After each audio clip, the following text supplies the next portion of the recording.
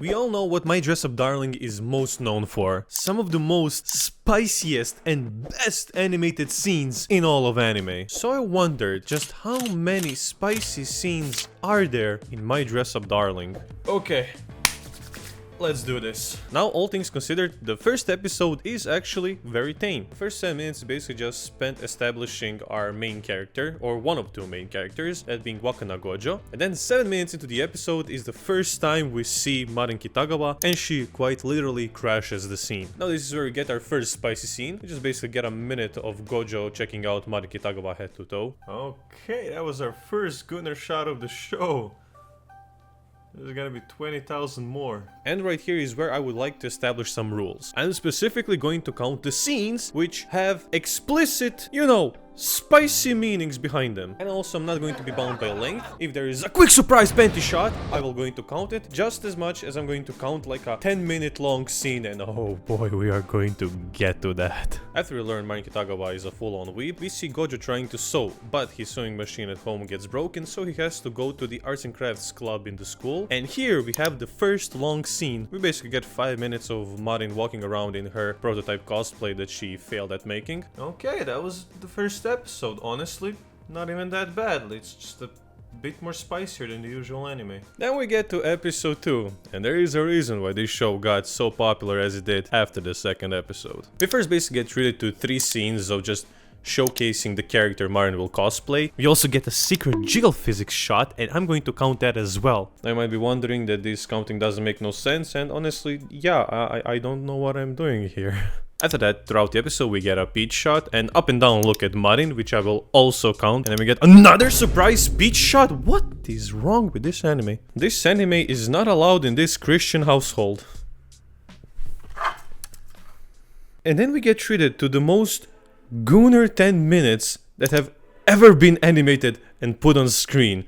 Lord, forgive me for the sin in which I'm about to partake in. We basically get a full 10 minutes of Marin in her swimsuit walking around Gojo's room as Gojo is trying to take measurements of her. And I'm not gonna lie, the scene is animated amazingly, and when this episode came out, this is what destroyed the entire internet. This is what made this anime one of the most popular romance anime out there. Okay, I think it's finally over.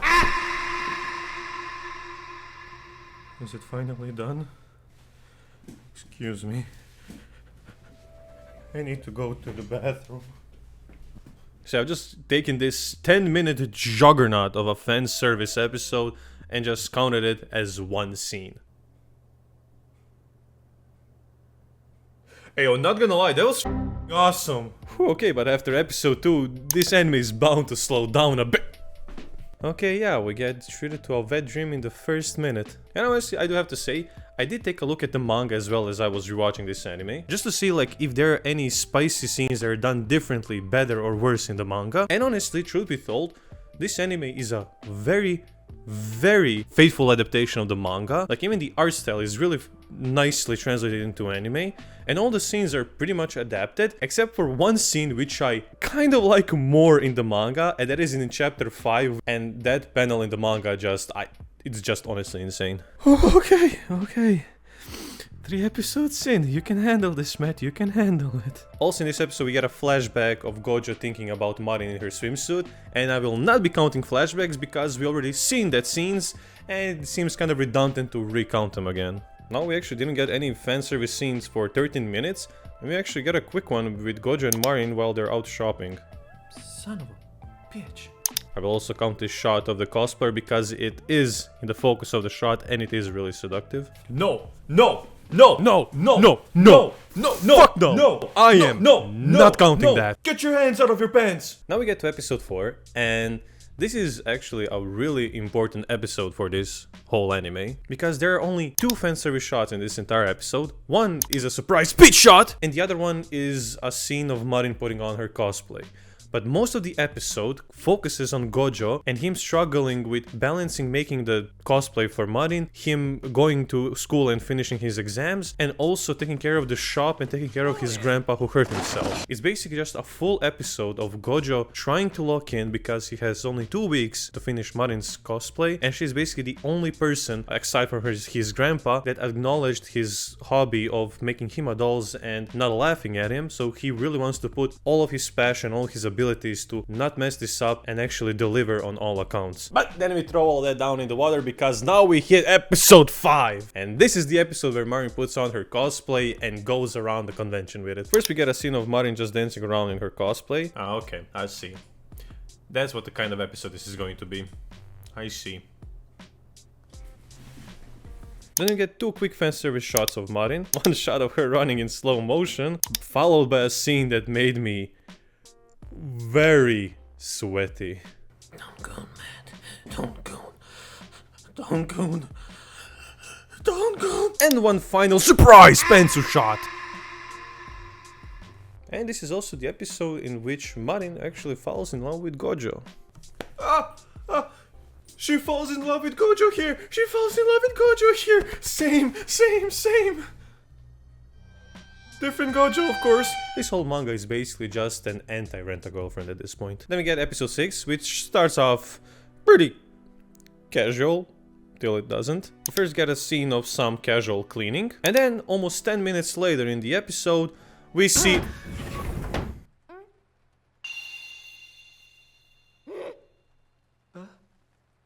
A kid? What you...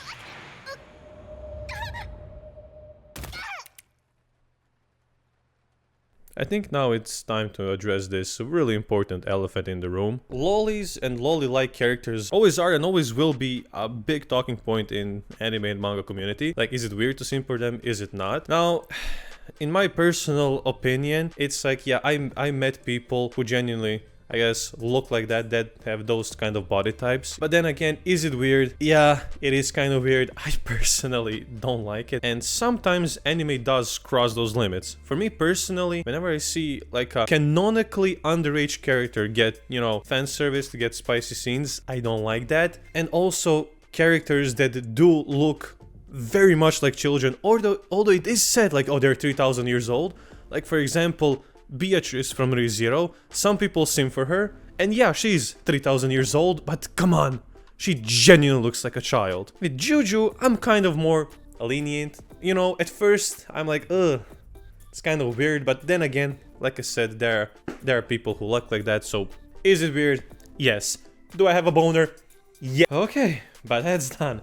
We had almost a full minute of just Juju going around in her bird suit in a tub shower while Gojo walks in on her, but it's done. We done it. We put it behind us, and oh my motherfucker, stop it! Stop beating me with the lollies! Oh, but we get one more melon shot of Marin, which makes it all alright. Honestly, I don't know how I feel about this. This is pushing some boundaries within me that I don't want to explore. Okay, next up we get episode 7. We start off with a scene of Marin opening her home in her home getup. Oh yeah, I was wondering when those were gonna show up. My favorite characters in my dress-up darling.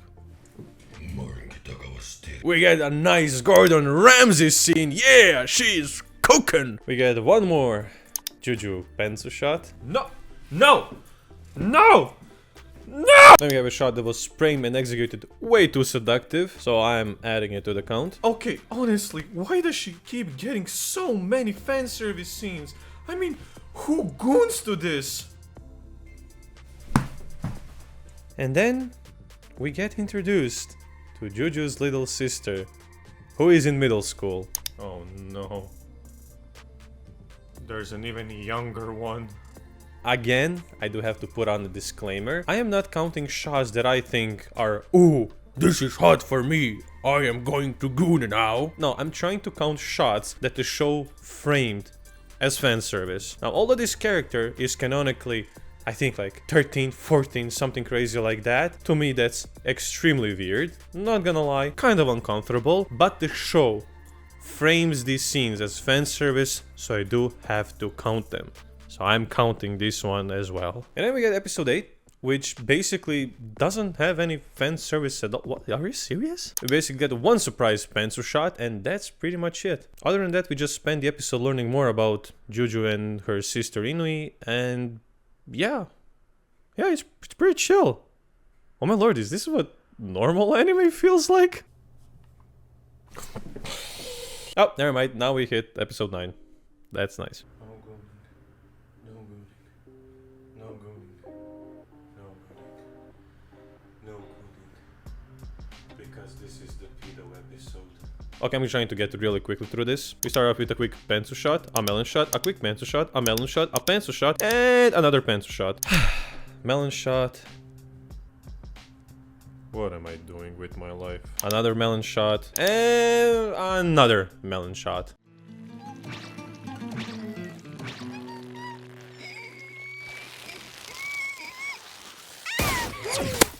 Oh, fuck. Okay.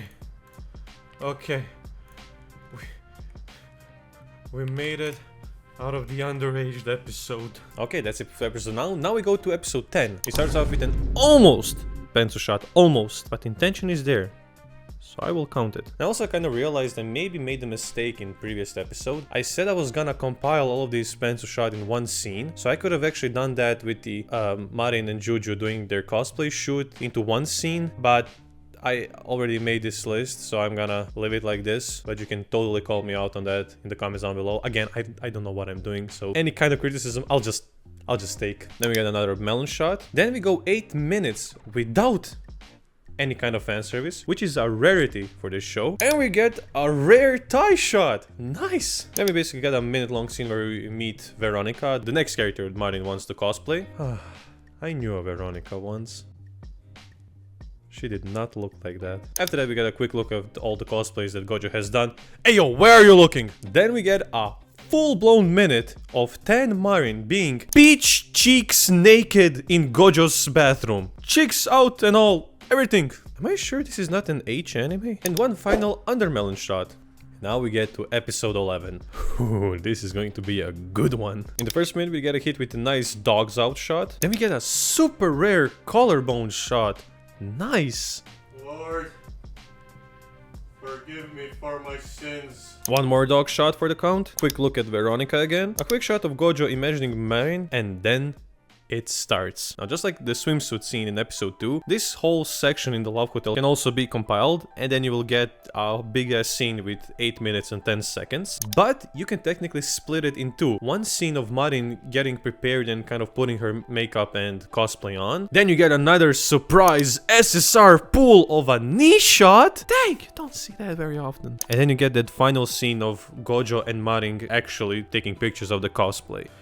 This is about to be intense. I honestly decided to split it like that because although they are in the same location, one scene is about Marin putting on her cosplay and the other is them taking pictures of it. It's pretty distinct, and there's also a pretty big like empty void where there isn't much fan service between them. Then you get treated to one of the spiciest scenes I have seen. The thing that happens in it isn't like the spiciest thing ever, but this is where like spicy things actually do enhance romance anime and manga, for me personally. Because in this scene, Marin and Gojo obviously have some sort of feelings for each other, and because of the allure, because of the context, because of the just the setting they are in, they get super close to becoming very close. And that's what I love about spicy scenes in romance anime, because, you know what? I get women who read 50 Shades of Grey. These kind of scenes are spicy scenes done right. They're super spicy, you know why they're there, but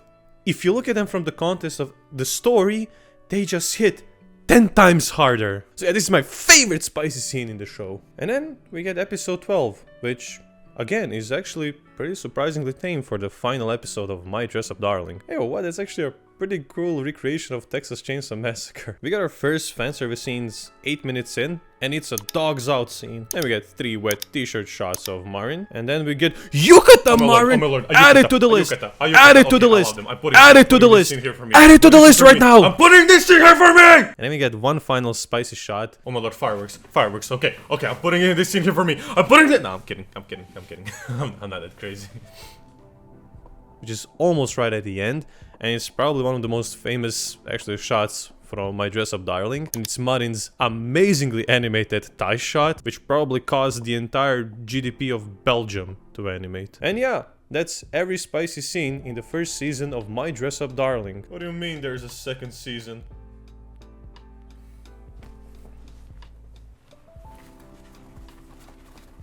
Now it's time for some fun stats. So in total, there were 61 spicy / fan service scenes that I could count in My Dress Up Darling. I also took a look at the opening and the ending, and they were honestly pretty tame. The opening basically has only one spicy scene, and the ending basically has no spicy scenes. Now the episode with the most spicy scenes is actually episode 9 with 9 spicy scenes. Then episode 2 and 8 both have 8, and they can both be the spiciest episode in the anime. But honestly, I gave it to episode 2 because that whole episode, those 10 minutes of uninterrupted fan service was just, they did it for the love of the game. Episode 2, the horniest episode. The tamest episode is episode 8 with only one fan service shot, surprisingly. The spiciest scene, undisputedly, the Love Hotel scene. The video's most uncomfortable spicy scene was honestly just anything that had to do with Inui. The most surprising spicy scene, however, will be the first spicy scene with Juju in the bathroom,